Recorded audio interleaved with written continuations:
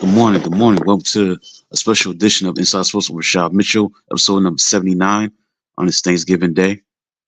Happy Thanksgiving to those who are tuning in, going to be tuning in later. But on this Thanksgiving Day, I want to do it. I wanted to do it tonight, but I tried to do it tonight, but I want to do it in the morning, do the show in the morning time. Inside Sports with Rashad Mitchell, episode number 79. Instead of doing it tonight at 8:15, it was scheduled for 8:15 tonight, but decided to do it this morning.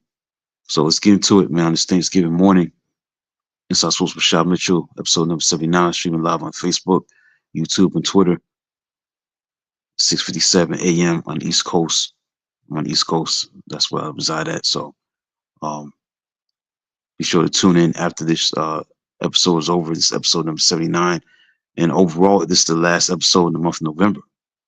So it's a great way to end month on a great note on this holiday. Let's get into it, man. Last week, the college football season's winding down, man. If you're a college football fan, it's a very sad day because it's ending very, very quickly. This coming weekend, it's going to be the last weekend of regular season of college football. There's a lot at stake. There's a lot going on in the college football landscape of things. So I want to start with that, obviously, because there's a lot going on. A lot of teams trying to vie for that position in the college football uh, playoff scenario. So let's get into that. I'm going to get into that to break down. A lot of teams trying to vie for that position in the college football uh, playoff scenario. Let's get into last week's games. First and foremost, get started with that. And then get obviously into the games today in the NFL. You got Packers, Lions, you got Chiefs, Cowboys, you got the Bengals, and you got the Ravens. And you got tomorrow. It's a good game between the Bears and the Eagles. So a lot of interesting matchups. Let's go back to last week, man. Week 13. Again, we got one more week. This is last week. College football, man, get the best of it. Enjoy it. It's going to be the end of it. And after that, it's going to have no bowl season, Heisman Trophy winner presentations and stuff like that. But last week, we had Oregon, number 17 in the country, beat number 15 USC 42-27. Oklahoma beat Missouri 17-6. That was a big game. BYU held off Cincinnati 26-14. Utah, and this is what hurt Utah in the playoff rankings because they dropped to number 13, rightfully so. Because Miami won impressively 34-17. So they moved up number 12 in the playoff. But what hurt Utah is that they won the game 51-47, but it didn't play well. They didn't play well as far as the eye test is concerned. They trailed in this game by a lot. At times in this game, they were down, 10 points, 47-37, so 47-35 actually. And the turning point was the interception on the 2-point conversion by Johnson. I think his name Johnson, last name Johnson. See his first name. Yeah, Teo Johnson. Scoring a 2-point conversion. That was a very important 2-point conversion because it cut the lead from 12 to 10. And then they was able to take over that game and win that game 51-47. Devon Dampier scored the game-winning go-ahead touchdown with 56 seconds left. When we look at this matchup, Kansas State should have won this game. They dominated the game as far as running the football. They simply ran the ball extremely well. 472 yards of total offense from the running game perspective. 472 yards rushing was a program record. And this guy, Joe Jackson, ran for 293 yards. He broke the record that was set by Darren Sproles back in 2004, 292 yards rushing. So he almost had 300 yards rushing. This is a 5-5 team, Kansas State, that did this to Utah. Now they 5-6, so they may not be bowl eligible. They might have to win one game to be bowl eligible, to be 6-6. But Wildcats were on the bad side of history because they became the most. This is the most a team had ran the football 472 yards and lost. You got to go back to 2017, the most by a Division I team in a loss since Army ran for 534 yards. They lost to North Texas 52-49. So that you gotta have some balance. You gotta have a passing game to go with the strong running game. So that hurt Utah. They dropped to number 13 in the playoffs, and currently Miami's number 12 and they're number 13. And outside looking in, as far as the playoffs are concerned. Also, you had an upset. Pittsburgh beat Georgia Tech 42-28. That was an upset. So that may put Georgia Tech out of the ACC championship game. Could have possibly a SMU, maybe Virginia, maybe Pittsburgh. We'll see. All right, so let's fast forward to week 14, man. This is the last week of the regular season in college football. Sadly to see it go. Tomorrow you got some big games. Got number 7, Ole Miss against Mississippi. Number 13, Utah. Again, they dropped from number 12 to number 13 against Kansas. Kansas at 12 noon. You got Georgia at Georgia Tech. Texas A&M at Texas. That's a big game. Want to check out Arizona versus Arizona State. Both teams are ranked. Number 20, Arizona State. Number 25, Arizona. Then Saturday's games obviously got the game. They call it the game. Is known for is that's Ohio State versus Michigan. That's a big game always, especially when they both rank. If Michigan win this game, they could possibly get into the playoffs. Possibly. You got Miami versus Pittsburgh. That's a big game for Miami. They number 12 right now, so you're in that playoff, slot where they need to be. If they win, they may get in just on that alone. They may have to win pressively, or they may need some help. But I think right now they look good right now. The driver's seat to try at least get in as an at-large. BYU and Central Florida. BYU has to stay off elimination, stay off for upset. Keep your eyes on that. Even Washington, Oregon could be a possible upset. Oregon at Washington. Oklahoma hosts LSU. Keep your eyes on that. Tennessee versus Vanderbilt. Vanderbilt trying to get in, slam the what they put hopes alive. And Auburn and Alabama. Keep your eyes on that. Possible upset.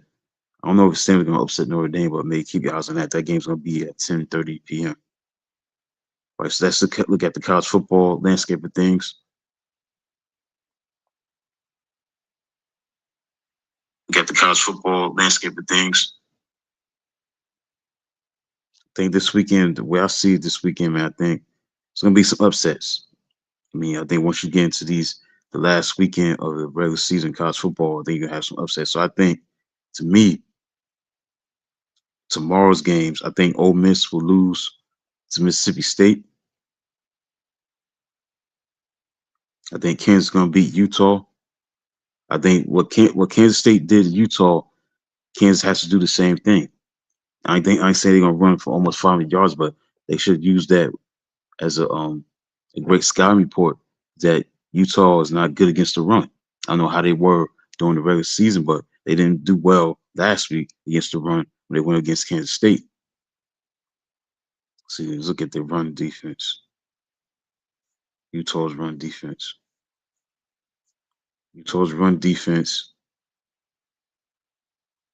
They allow 173.1 yards per game.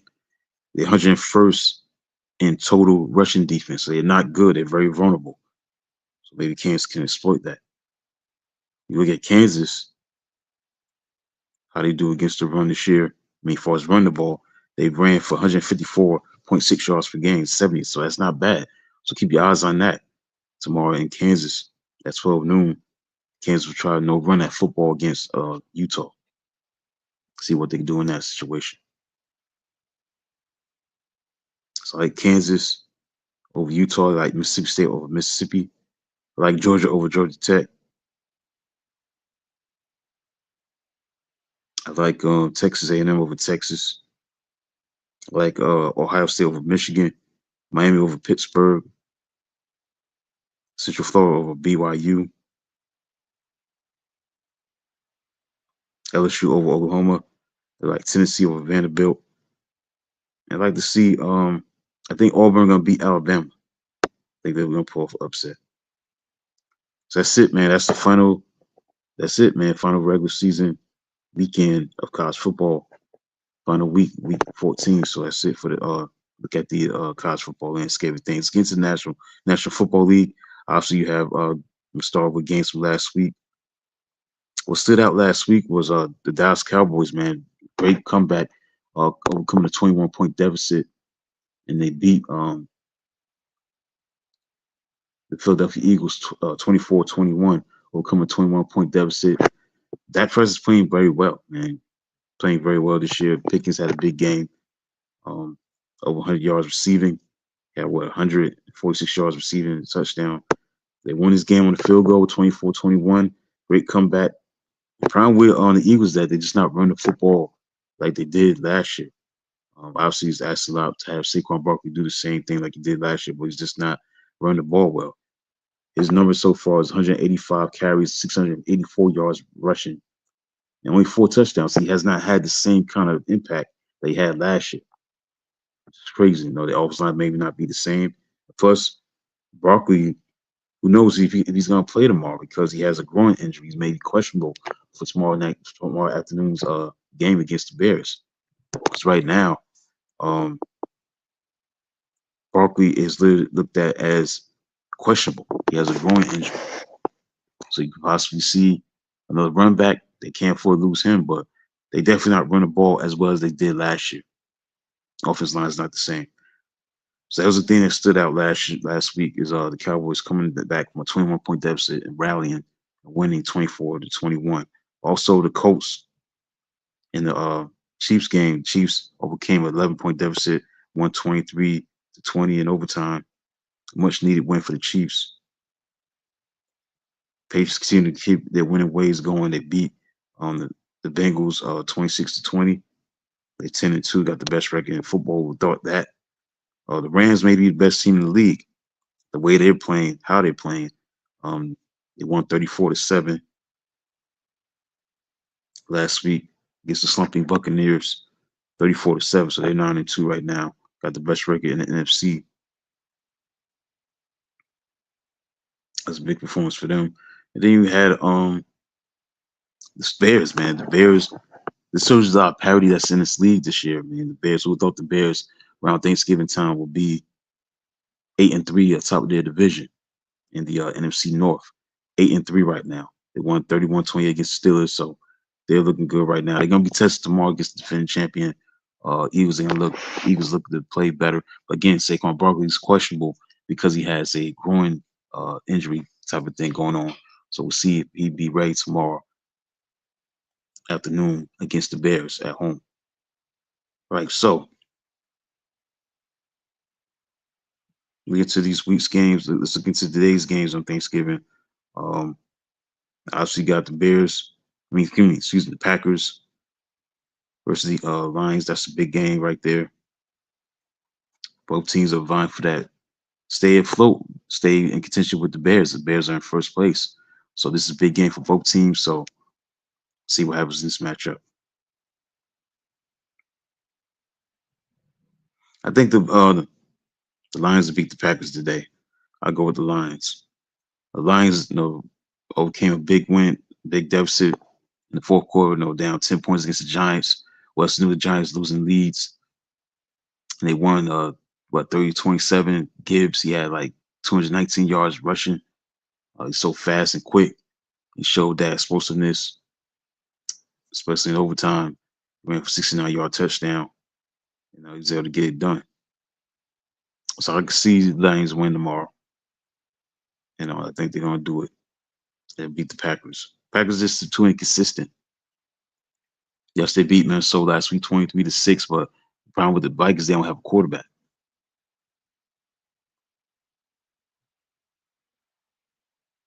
So that's what I'm going with. The Lions over the Packers.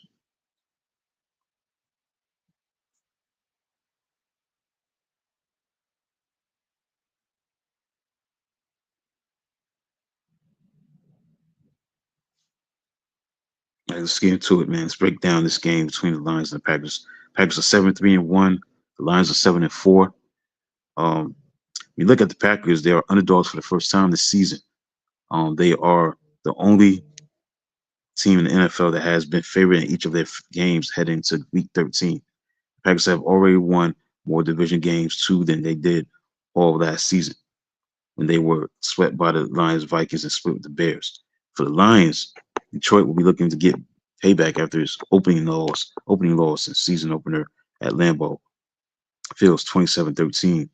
And Coach Dan Campbell and his team are looking forward to another shot at facing their division rivals on today, which is Thanksgiving, where the Lions lead the all-time series versus the Green Bay Packers 12-9-1. According to Aiden Hutchinson, he said in a quote, "We took a loss in week one, so it's a divisional game. So as big as any game we'll play in the regular season."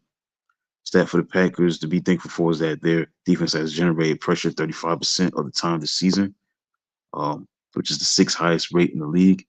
That will be especially helpful against Lions quarterback Jared Goff, whose QBR has dropped by 69 points when he has faced pressure this season, most in the NFL. For the Lions, set to know and be thankful for is that running back Jameer Gibbs has been unstoppable since he entered the league in 2023. He has a chance to join Red Company today because with one touchdown, if Gibbs scores one touchdown, he will become the fifth player in NFL history to record 45 touchdowns of any kind within his first three seasons. The other four are Hall of Famers Barry Sanders, who played with the Lions his whole career, Eric Dickerson, Gale Sayers, and Earl Campbell. So he has a chance to be in some great company. If he scores the one touchdown tonight today, it'll be his fifth. He'd be the fifth player in NFL history to record 45 touchdowns within his first three seasons. Amazing. I like the Lions in this game. Then you got the Cowboys and the Chiefs. This is going to be a big game right here. Big game for both teams trying to vie for a playoff spot. For the Chiefs, they saved this season last week with a comeback win in overtime against the Colts.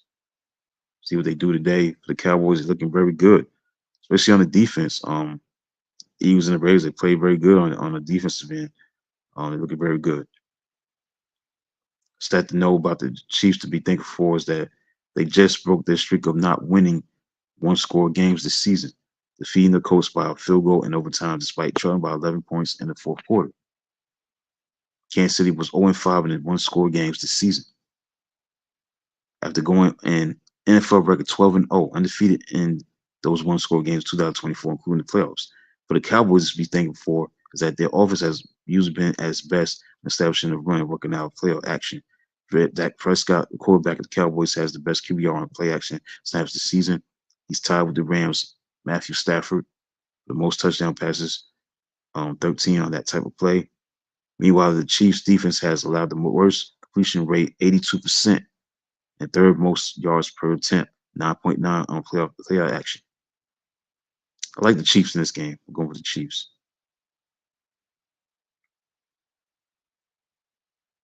Then finally got the nightcapper, the Ravens and the Bengals.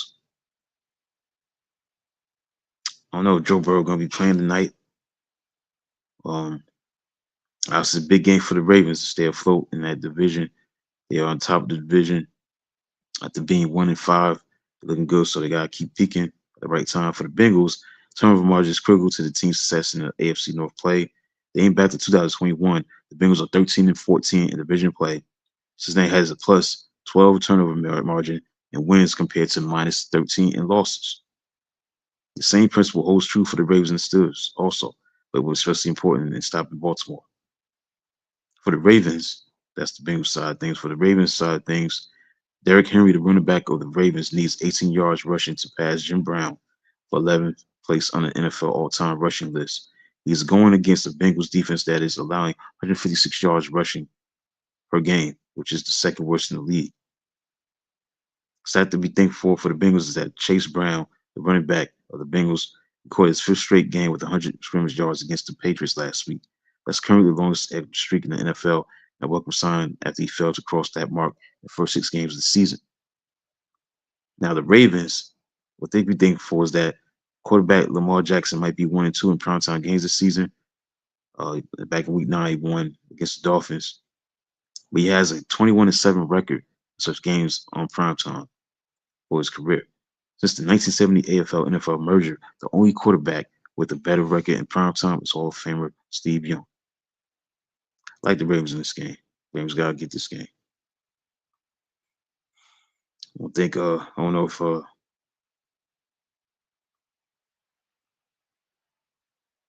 what's the name's playing tonight? Joe Burrow.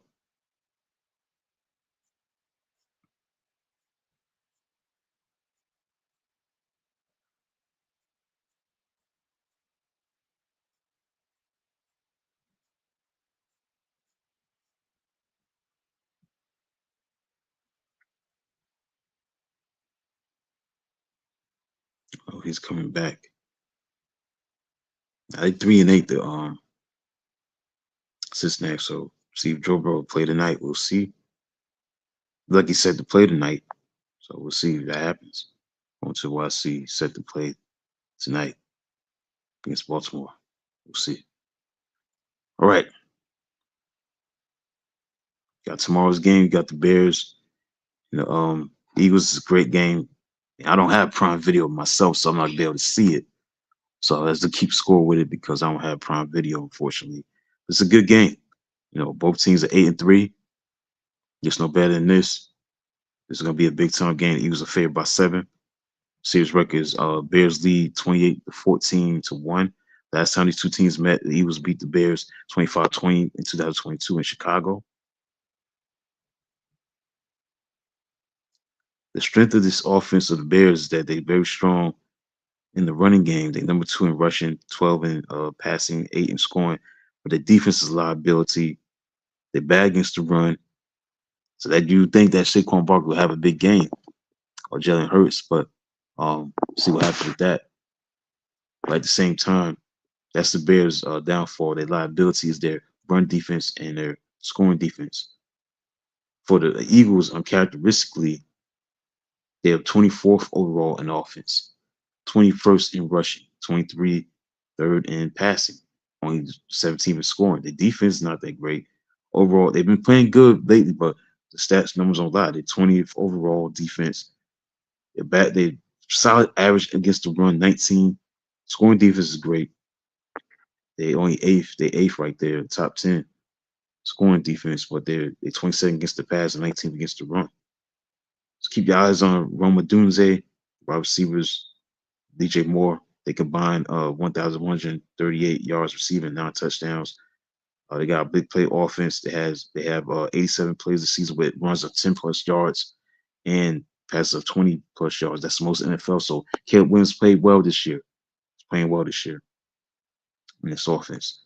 AJ Brown, keep your eyes on him. Key matchup is the secondary of Chicago against Jalen Hurts. Quarterback, Mr. backs Kevin Byard, Nation Wright had 5 interceptions. Um, Chicago has the NFL best 24 takeaways. That's why they've been so successful. 8-3, 16 interceptions. They have capitalized with 73 points off his takeaways, but he facing one of the league's stingiest quarterbacks. Hurts leads the league with 25-3 touchdown interception ratio. Eagles have also won 6 in a row overall in the series. Well, 9-13-1 against the Bears in Philadelphia, including playoffs. The Bears have won 4 in a row. They lead the NFC North. They will be the number 3 seed in the NFC if the playoffs started. Chicago is playing its first regular season game on a Friday since 1966. Caleb Williams threw for 239 yards, 3 touchdowns against the Steelers. He connected with 8 receivers, led by Moore's 5 catches for 64 yards and a pair of touchdowns. See, Caleb Williams, he had 16 touchdowns, 4 interceptions, playing very well this year. Also, Williams ranks 27 completion percentage at 59.2%. DeAndre Swift and Cal Maningor guy have combined 1,110 yards rushing and 8 touchdowns. Also, the Bears, which is why they are 8-3, is that they lead the NFL with plus 16 turnover differential. Montez Sweat has 7.5 sacks. C.J. Gardner Johnson, who played with the Eagles, has 3 sacks for Chicago. That's an interesting situation. Obviously, he knows their personnel of the Eagles, so that could be a helpful tool for the defense of the Bears to get after Hurts in that offense. So keep your eyes on that.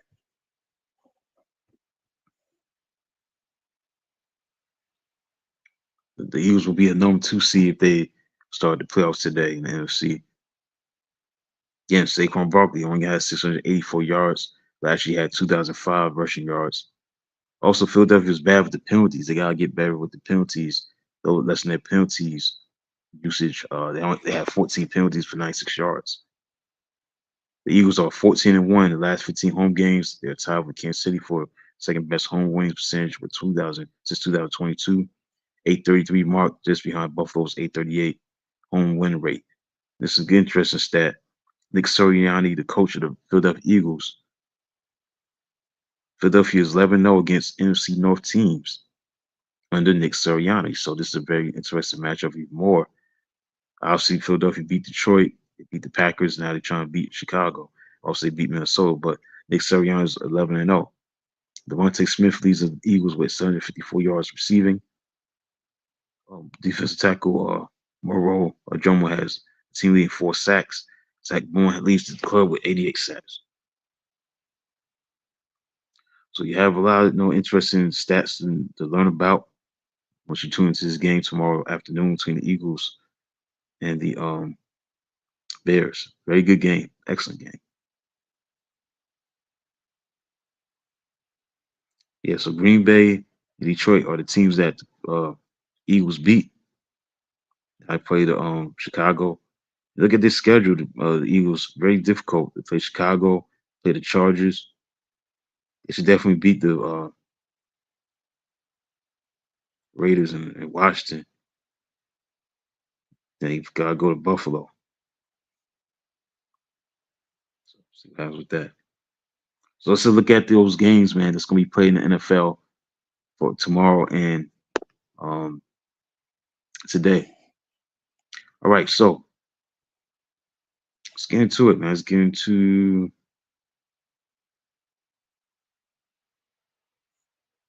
games this weekend. One game that's very interesting to me is the Steelers and the Bills. 4:25 p.m. kickoff on CBS. That's a big game. 7-4 Buffalo, 65 Pittsburgh. That's gonna be a big time game right there. Bills are favored by 3.5 points. Keep your eyes on James Cook, running back for the Bills. He's been playing well. He's coming for his sixth 100-yard outing of the season. Had 116 yards against the Texans. Buffalo is 5-1 when Cook tops 100 yards rushing and 6-1 when he scores. For the Steelers, keep your eyes on T.J. Watt. He surpassed his older brother J.J. last week with 114 career sacks. So you try to do the same against Josh Allen. Key matchup is keep your eyes on Josh Allen against the Steelers secondary. The Bills have won 4 of the past 5 meetings, all of them coming since Josh Allen became the starting quarterback. Um, keep your eyes on that. Pittsburgh is 10-3 all time at home against Buffalo. So this game has a lot of playoff implications in the AFC, with 7 teams entered the week at either 6-5 or 7-4, including the playoffs. Buffalo is 11-12 on the road since 2023, 2-3 this season. The Bills are 18-6 following a loss since 2020. Josh Allen is 46-31 when committing a turnover of his career, 2-4 this season.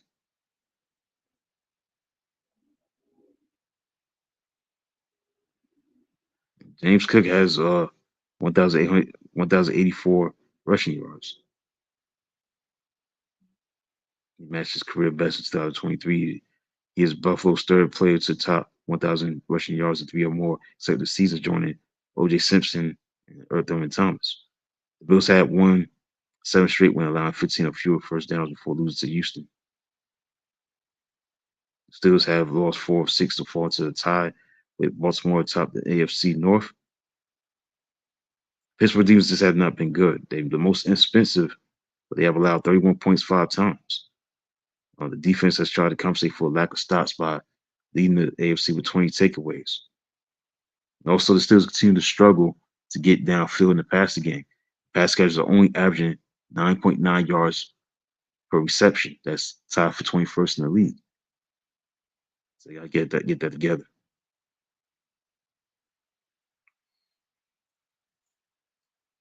Also, another thing interesting is Mike Tomlin and Sean McDermott were teammates at William and Mary University in the 90s. That's the only interesting game that's interesting on Sunday to me is the Buffalo Pittsburgh game. I think that's the game to keep your eyes on. That has some interest. I mean, San Francisco, Cleveland. That's interesting because Shador Sanders. Also in Houston, Indianapolis. That's a good game.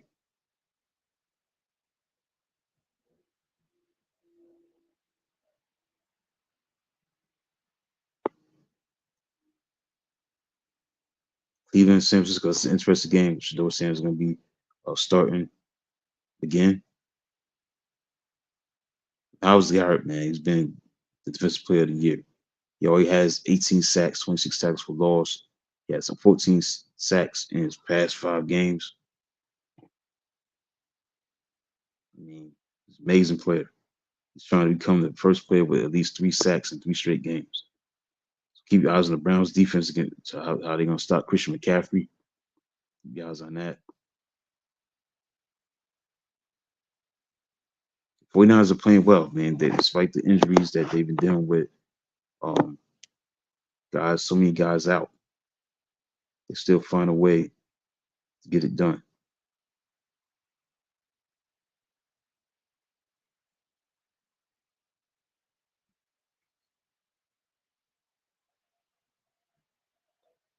On a 3-game winning streak, uh, Christian McCaffrey is the third player in NFL history with at least 750 yards rushing and receiving in the first 11 games. He's in the NFL with 81 receptions and 90 first downs.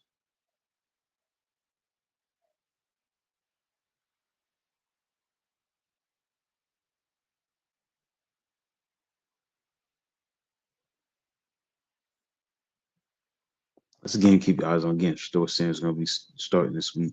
See how he does at home against San Francisco. And you have in Houston. It's a good game right here. Colts are favored by 4.5 points. Keep your eyes on Kalen Bullock, the safety. He's coming with his best game of his career with a forced fumble and career high 2 interceptions. Keep your eyes on Daniel Jones for the quarterback of Colts. And a great matchup to keep your eyes on this game is Nico Collins, the wide receiver of Houston, against Sauce Gardner of the Colts. Collins is entering this game with 52 catches and 697 yards receiving, and he has caused sort of problems for Indy the past 4 seasons. So Gardner will definitely bring a challenge to Collins. C.J. Stroud, he's still in concussion protocol, but the Texans remain hopeful he'll play in this week's division contest. Houston has won 3 straight and 4 of the last 5 in the series.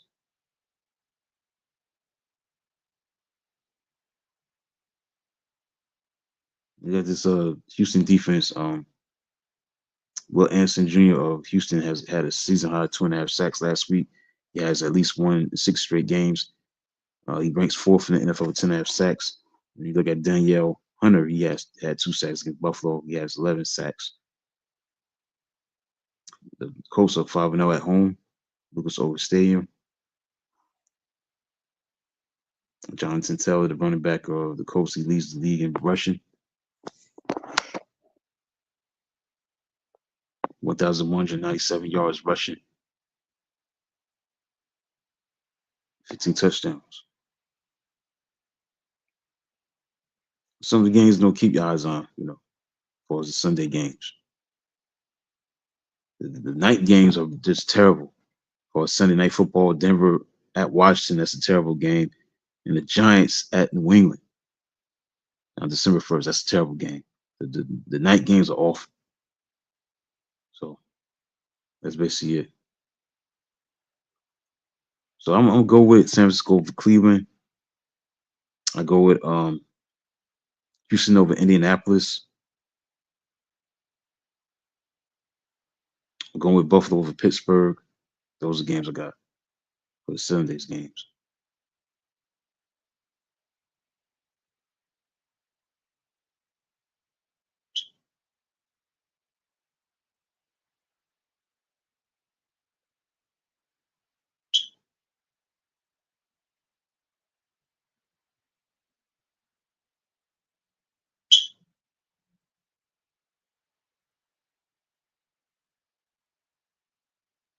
All right, so let's go into that's it for the NFL recap. Let's get into the NBA.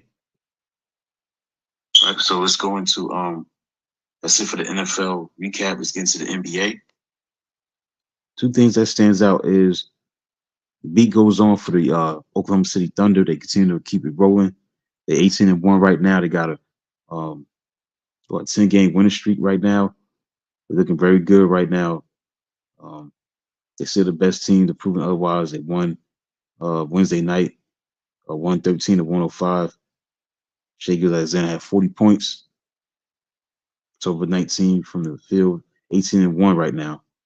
I think this is like their 10th consecutive win so far this season.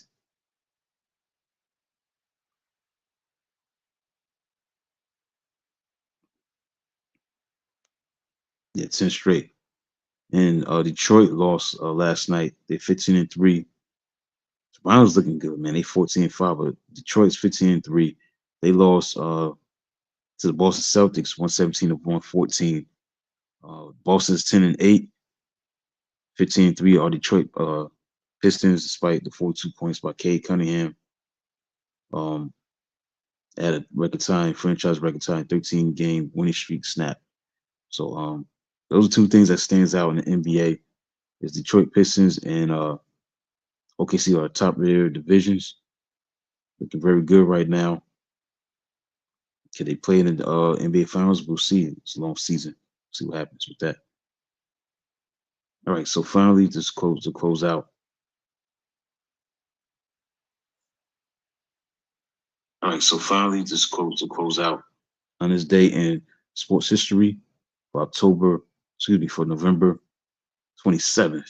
On this day in sports history, we're gonna close out with that on this day in sports history, November 27th. All right, we're gonna start with 1870 on November 27th. The New York Times dubs baseball the national game. 1941, November 27th, New York Yankees, Joe DiMaggio was named American League MVP for the second time.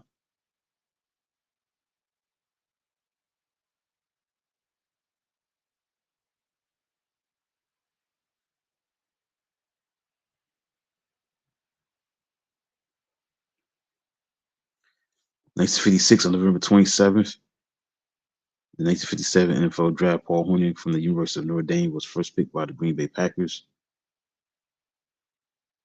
1960, on November 27th, Gordie Howe became the first NHL player to score 1,000 points. 1960, on November 27th, trailing 38-7 third quarter, Buffalo Bills tied the Broncos 38-38. 1961, November 27th, Gordie Howe became the first player to play in 1,000 NHL games. November 27th, 1966, in the highest scoring NFL game ever played, the Washington Redskins defeated the New York Giants 72-41.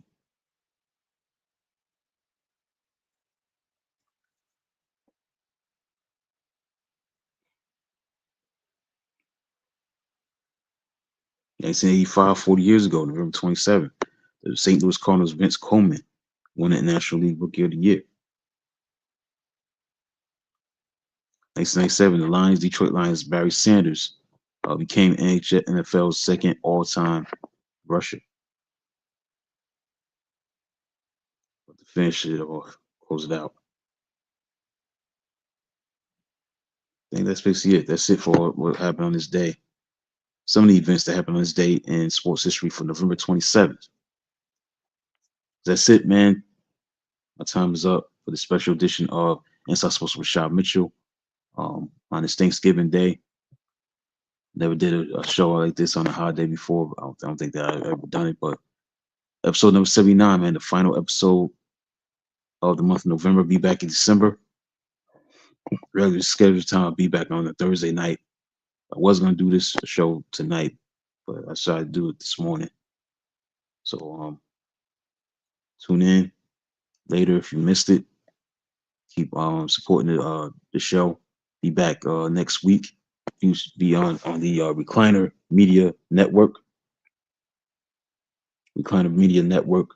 That's the new title of this network. It used to be Elevation 52, 80 Sports and Lifestyles, but it's not the case. Inside Sports with Shop Mitchell is now on the Recliner Media Network. That's the new network title, brand, and everything that's rolled into it. So that's it right there. The Recliner Media Network. So check it out. Also on reclinermedia.com. Check out the recent articles that I've been writing and the one that's going to be coming soon for next week. Check those out. So that concludes this episode, man. The final episode in the month of November for episode number 79 of Inside Sports with Shop. Mitch will be back next week for the 80th episode. That's a milestone of an episode on this platform, Recliner Media Network. I'm looking forward to it doing episode number 80. So that's yet to come. It's going to December, man. College football is going to be over with. So I just recap what took place last week. A lot of teams are vying for playoff spots. A lot of interest is going on. A lot of drama in the college football landscape of things. Then once you get into December, man, it's all about the stretch run for the National Football League on that side of things, and see who's going to finish strong, get ready to be a true contender for the Super Bowl. So that's it for today. To them, talk to you next time in December on Inside Sports with Rashad Mitchell, always on the Recliner Media Network.